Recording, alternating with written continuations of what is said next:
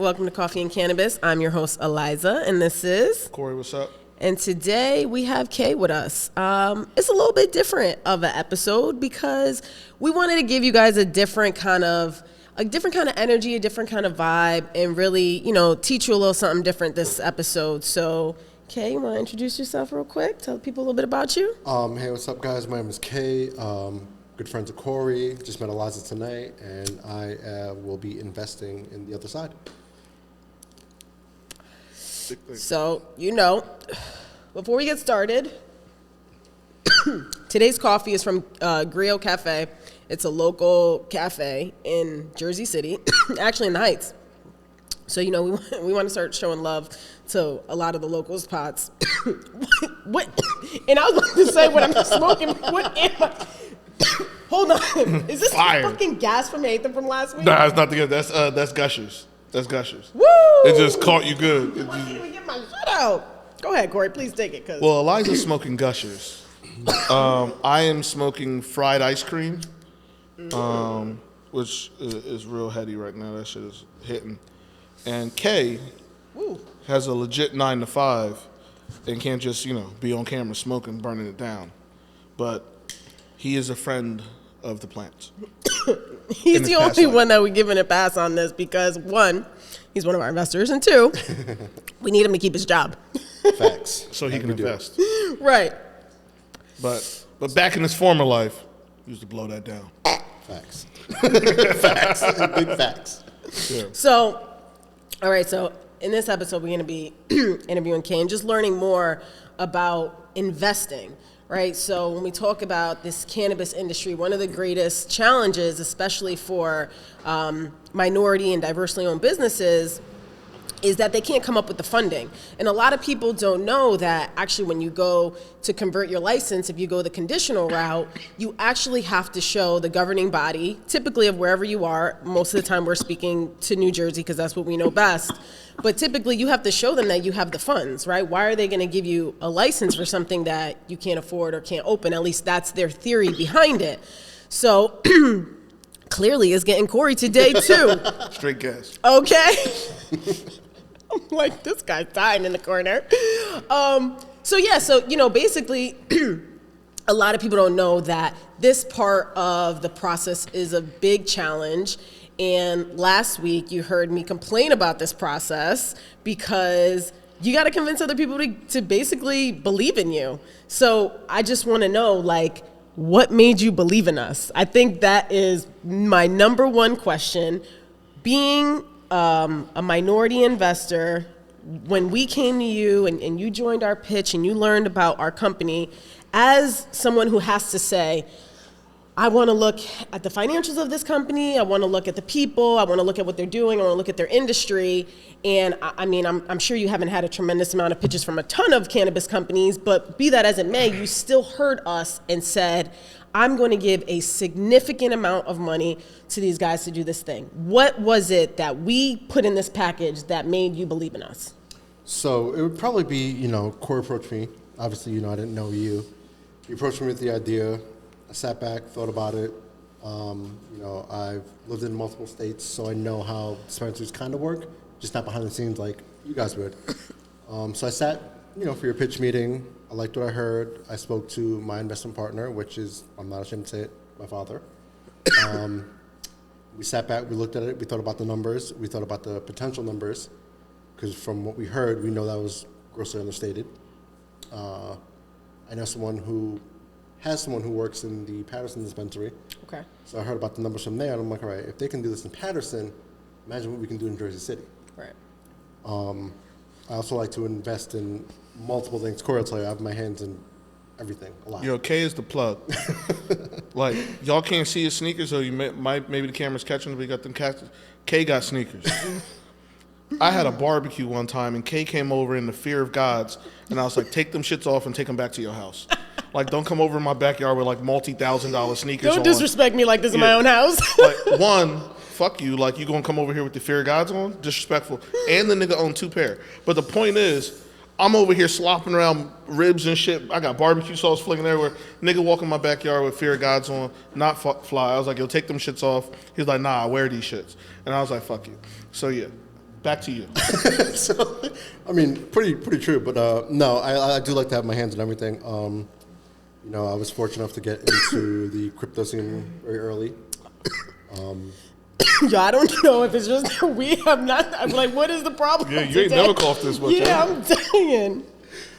Jeez, I'm so ashamed. Yeah, it's okay. At From least the other episodes, I watched you haven't coughed this much. no, So that must be we're really good normally shit. really either it's really good or I just have not smoked well enough. Or maybe is this more than 1 gram? you be packing it. Nah, you packed it today. I didn't do that. And I rolled you too. That's the. I saw, and they are super. Well, other times you said I always roll it too tight. So this time I made it a little loose. I'm not gonna say what you compared to how tight I rolled it to. But in the other episodes, if you watched it, you saw it. When the air come through with the smoke. Yeah, see? Why do you have to say it was a little loose? A little loose. So, you know, I rolled it a little different this time.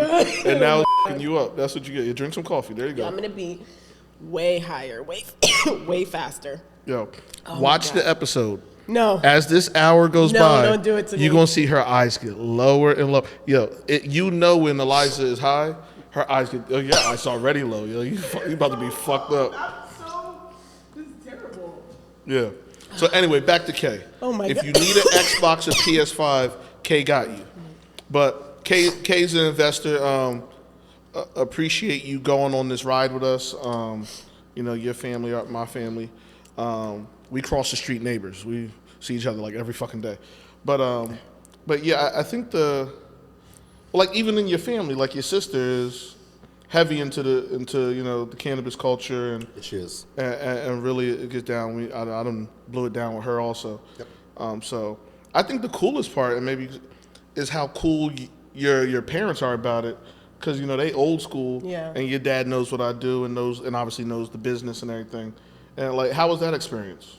I mean, it was easier with my dad because you know we are both like, listen, whatever makes money, like we're gonna do it. Mm-hmm. But I also have to break it down to him, like, listen, this is a substantial amount of money. Here's what we're gonna have to do, and it's not, you know, we're in it for the long term. Yeah. My parents are a little older; they're ready to retire this year, so this is kind of like not a retirement gift, but at the same time, you guys didn't have to invite me to come in to be a part of this. You know, you don't know me from a hole in the wall. You just know that I live across the street from this motherfucker. And that's about it. But you know, I was very thankful that Corey even thought about me to bring me in. And yeah, you know, I spoke to my dad. My mom was the hard part. She's like, "Oh, I don't know, it's a lot of money." And calm down, Mom. We got this, trust me. And I just asked Corey, I was like, is he brown? Yeah. so I am 50% Guyanese and Hold on 1 second. Someone's knocking on the door. That's scary. That's a new one. Alrighty then. That was a real cop, like, bang. He was knocking. Yeah. He was You knocking. saw me, I got unhigh real quick. You're like, I was yo, like, yo. like, I almost had to reach in this bag right here. Yeah. You saw I know what got I mean? unhigh very fast. Yeah, I'm like, you know what I mean? Like we always tell y'all, in Jersey City, and you know what I mean? We also got the new banner out there. We finally put a banner up letting people know Yes. that we got the dispensary coming here, and people in the neighborhood have seen to take a lot of action to that. Yeah, listen, it's not a secret. Like, we want to be a part of the community. We put our banner out there. It's really cool. It has a QR code, so you can scan it, and if you want to learn more, it has our information, so you can email us. You know, it's like, we want people to know that we're not trying to kind of sneak in. We're here, right? People don't want people to know that they're doing this business. They want to keep it on the hush for as long as possible. And I'm like, no, we're going to be a part of this community. You know, people are going to walk by every day, our neighbors, people walking their dog, you say hello. I don't know why everybody wants to be all scary about weed, but I'm here to tell you it's not that scary. Yeah, The scary shit is when people come banging on your door like that, like the feds. yeah, he was knocking like the feds. But yeah, the other part with that on the QR code is for our expungement. We're doing an expungement, Yes. not a clinic though, different. Yeah, so it's not a clinic because, you know, our theory was just everybody doesn't want to be in a space with other people that maybe have a legal situation and don't want other people to know their legal situation, right? I respect how everybody has done it, but I just figure, you know, I wouldn't want to be in that situation. So we put it on a QR code. People could just scan it. It'll go straight to our attorney, which handles the expungements, and we'll take care of it for you. You know, I mean, that's not even give back stuff. Like, that's just, we Regular should stuff. be doing that. Yeah, like, there's no way that we should be making legal money on this and people still have records or people are still in jail. So, Yeah. I mean, And that's shout out just- to everybody that do the expungement clinics. Yes. It's a good way to help a lot of people Yeah. in a short amount of time. Yep. But we just wanted to do something different Yeah. where we offer, I guess the main thing is more privacy. Yeah. So you Yeah, see that's our it. you see our QR code, you scan it, you fill in whatever you fill in, it goes directly to our lawyer, and then he works with you and sees, one, if you qualify for expungement, because you might have a weed charge on your record, but if you got something else attached to that, you might not qualify. There's different things that make you qualify and don't qualify. So I guess the big part is getting one-on-one time with a lawyer in the cannabis space even find that really understands where you are. Then if you do qualify, we're paying to push it through. Yeah. That's coming right out of a tossed bank account. Yep. So that's doing something different, but still for the community. Yeah. So, Kay, you had mentioned that you're in it with your dad, which is so dope. I think kind of having that family and that generational knowledge and business together and having something that, you guys' last name gets to carry on. What kind of started that for you? Because a lot of us don't really know a lot about investing because, our parents never knew any of that stuff. How did you get that instilled in you so early? I'd probably say from my dad. He's always been in the finance world. And maybe like 15, 16 years ago, he came up to me and he said, hey, you got this new thing coming out. You want to get down with it?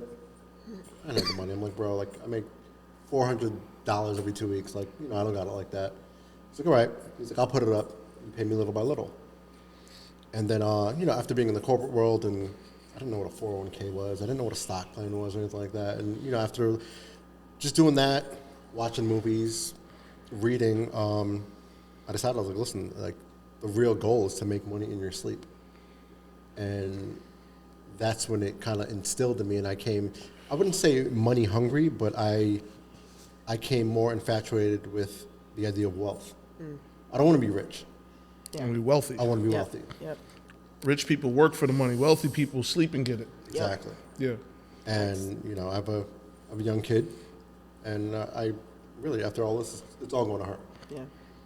So this is pretty much the main idea, why I want to do it. Also with this industry, though, like, I've always been you figure like weed, rap, streetwear, it all goes kind of like hand in hand. Yeah.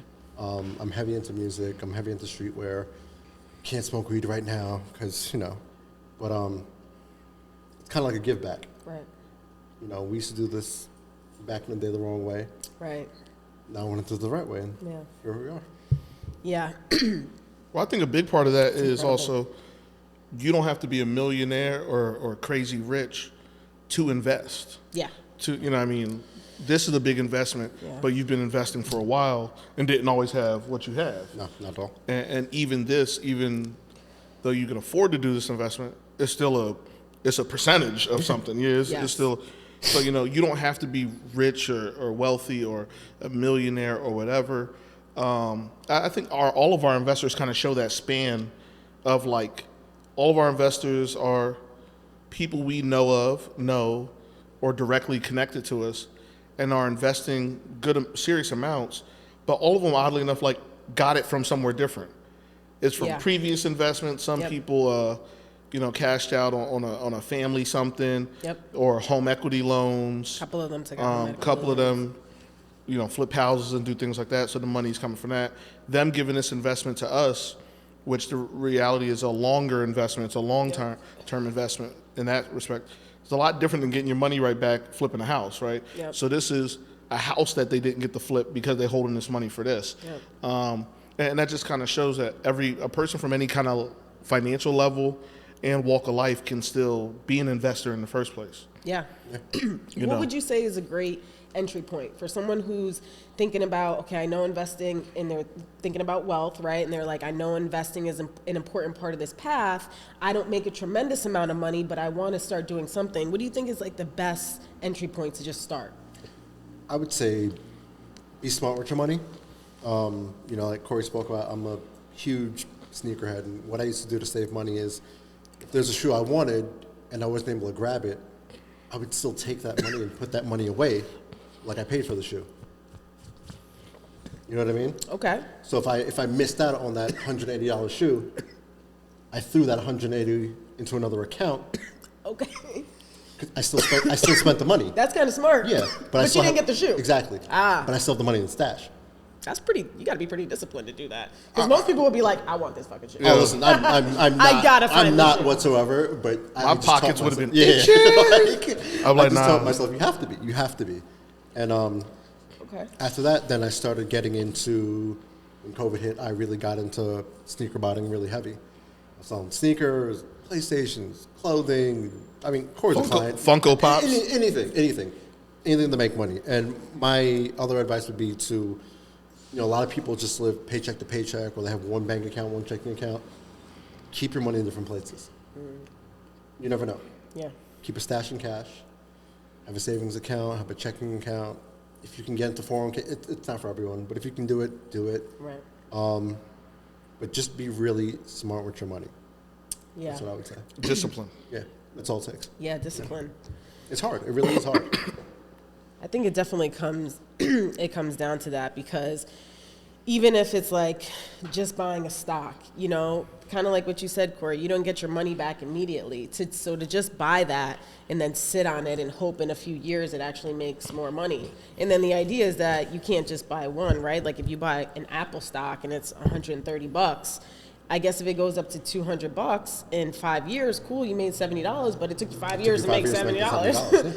So if you bought, you made that like a monthly part of your budget, like every month I'm going to buy one Apple stock. Then it's like at the end of the year, you have 12. Yeah.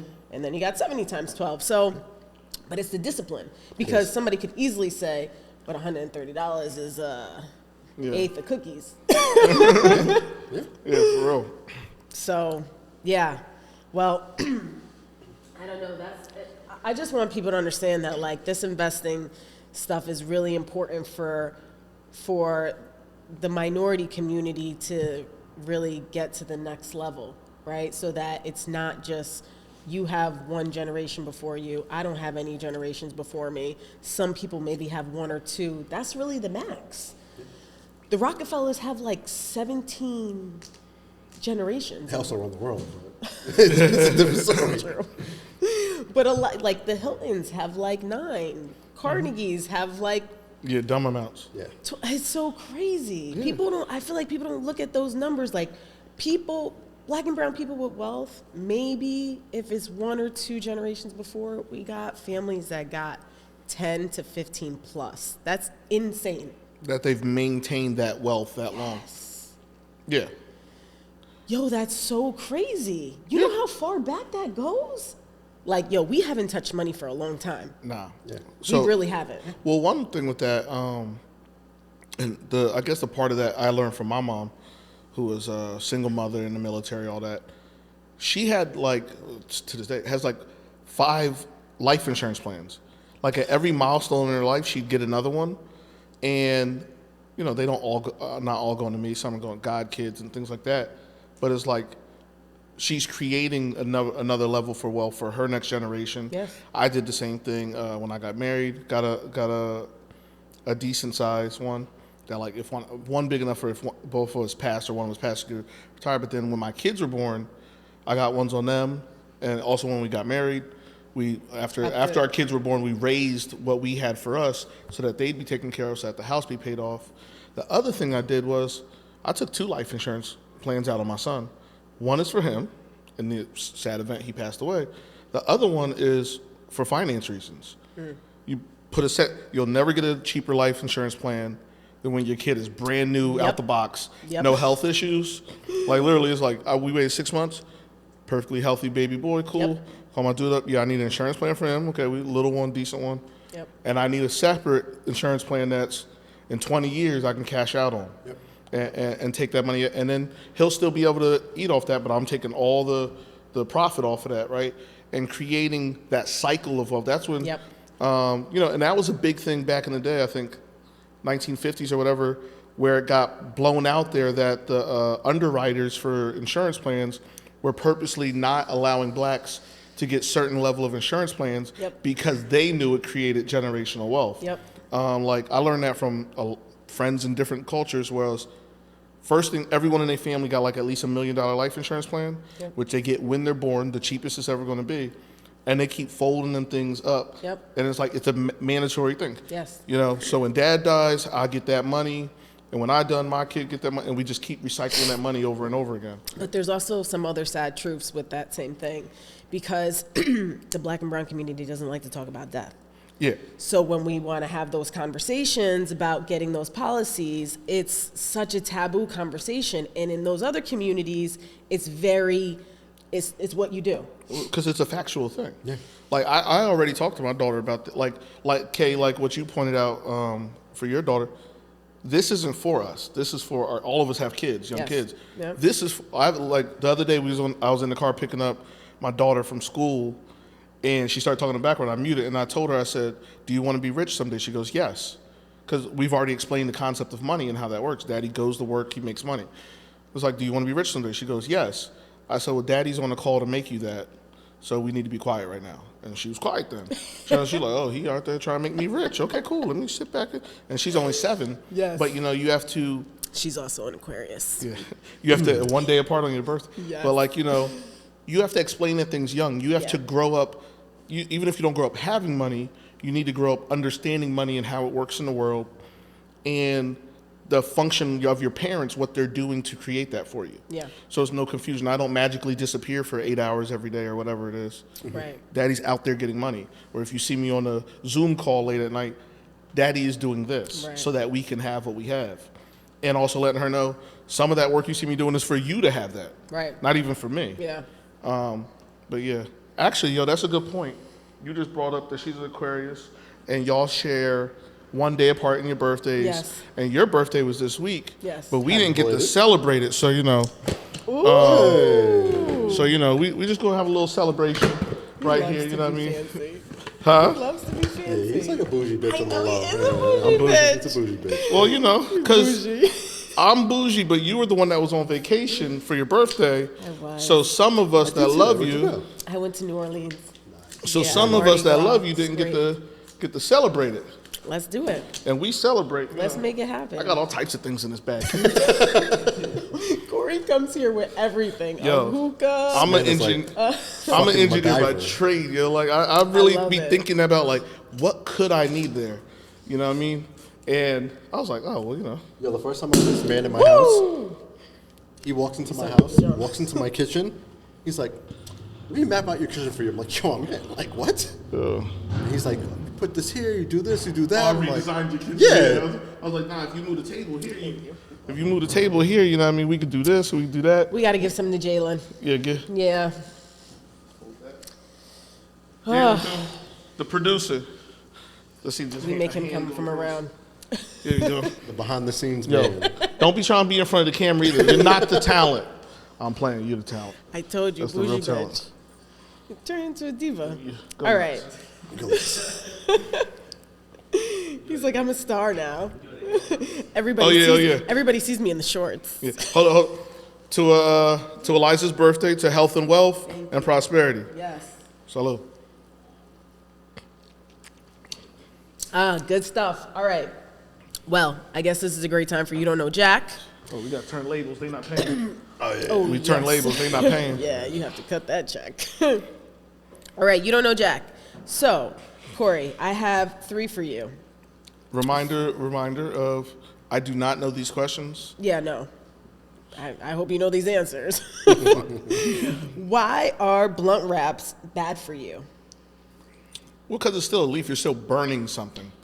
And you're burning something that has no health benefit at all. Like, yeah, you smoke weed, but weed also comes with certain health benefits and reactions from it.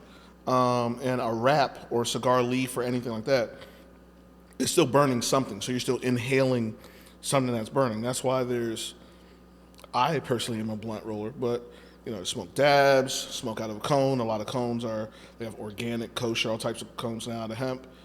But then you also have people that smoke out of bowls, which is just water and heat. So there's various ranges, I guess, of safety and health with how you smoke.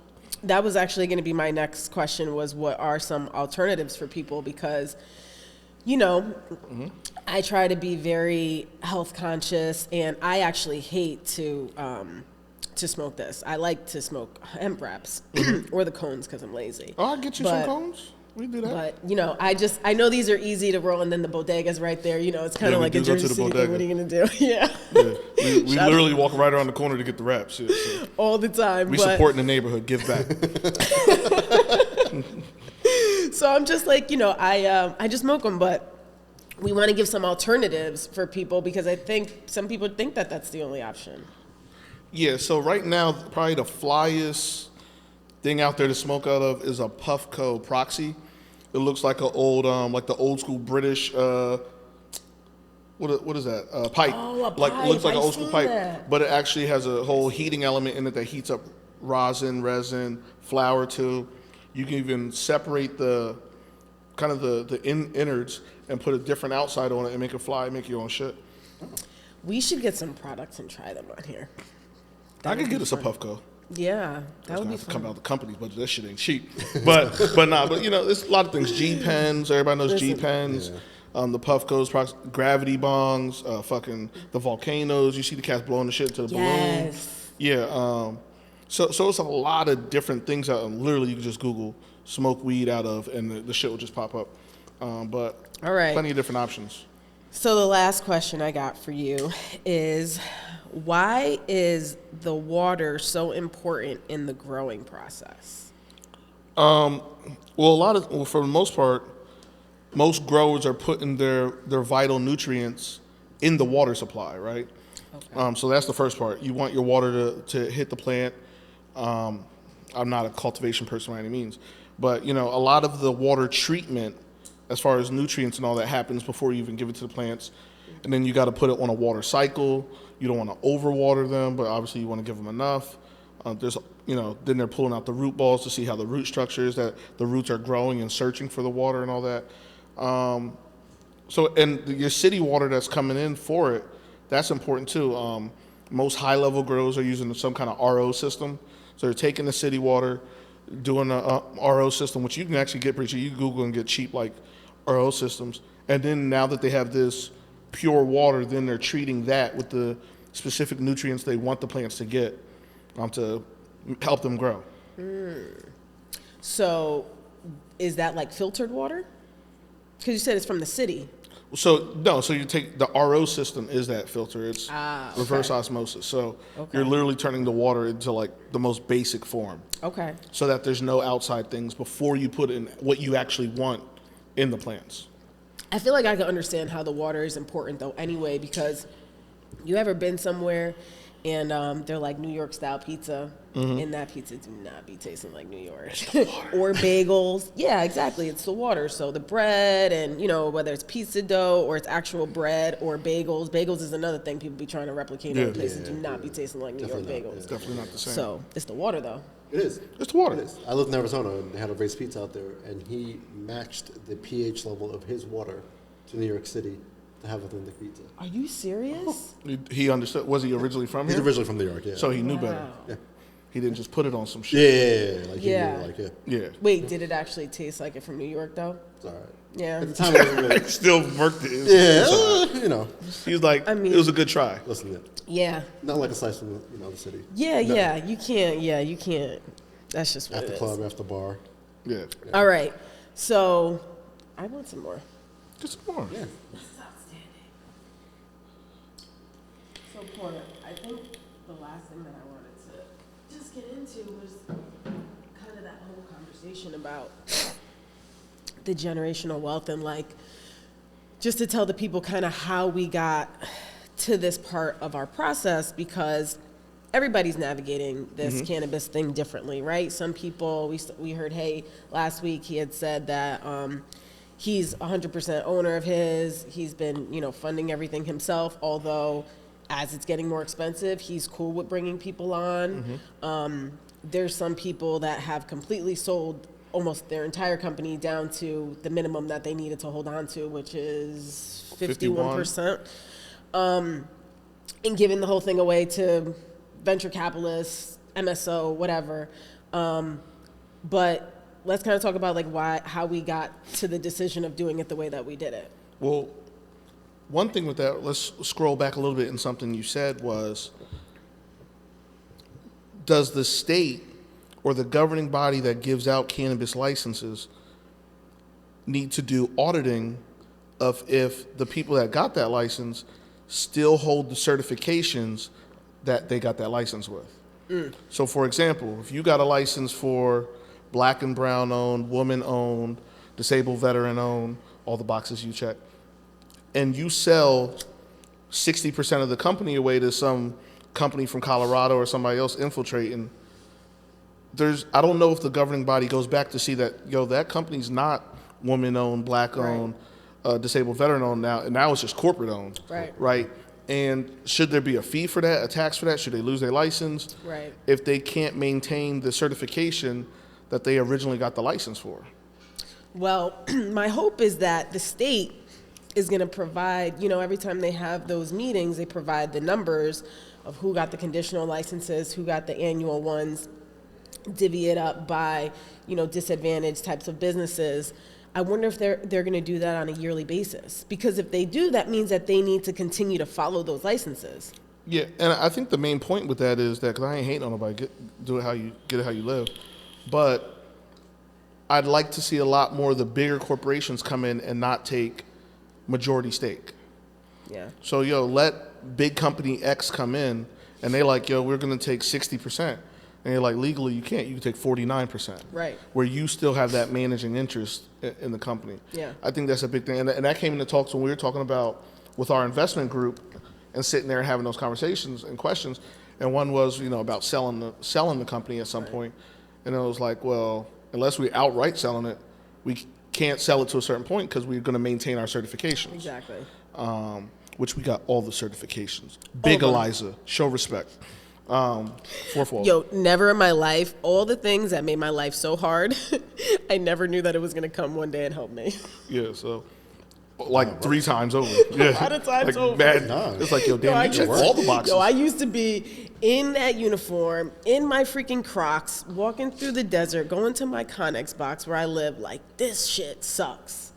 And now I'm like, getting my certification, bitch. Yeah. run that disabled veteran cert, homie. Run that cert. Yeah. Oh, man.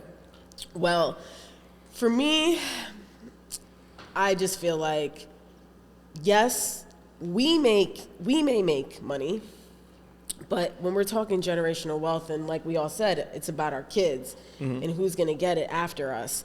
And ultimately, when we have whatever percentage that we have and then we give out, equity, it's like everybody else gets generational wealth too.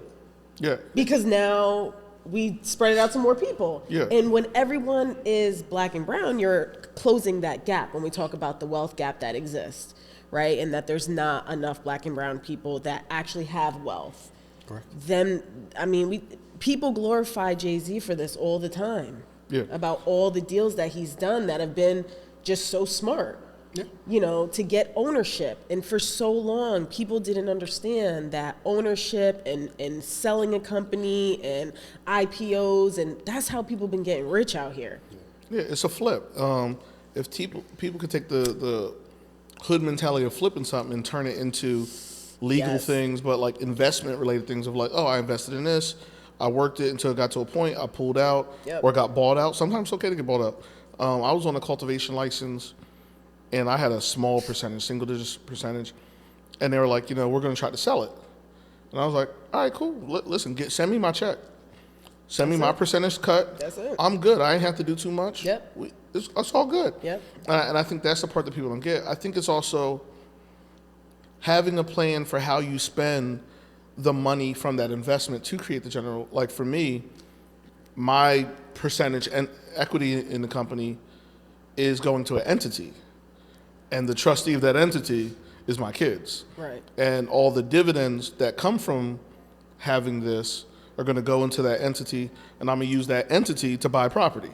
Yep. So there's a plan. There's already there's always the next step from what comes from it, and also who it's for and who it's going to. Yep. I just signed to be the main trustee for my cousin's trust. He's putting all his property and stuff. He has kids and different properties. He's putting all that into a trust, and the executor on it in the sense that he becomes incapacitated or passes away is me to make sure that that gets to his kids. Yep.